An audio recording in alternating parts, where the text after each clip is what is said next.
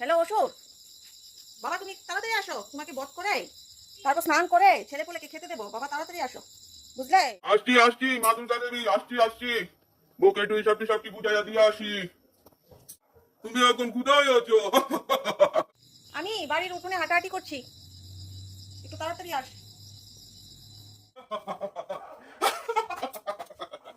দুর্গা দেবী, আমি এসে বলেছি।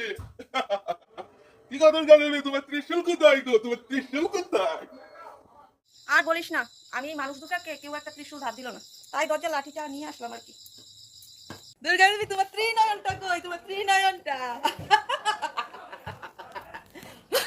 ত্রিনয়নের জন্য রে পার্লারে যাওয়ার বাজেট নেই। ত্রিনয়নের জন্য পার্লারে যাওয়ার বাজেট নেই। তবু আমার মানুষ আমি মহাদেবকে বলেছিলাম, তিনি বললেন সারাদিন ধ্যানে বসে বসে আমি চিন্তা করি কিভাবে সংসারটা চালাবো, আর তুমি পার্লারে গিয়ে স্টাইল করতা। অসুর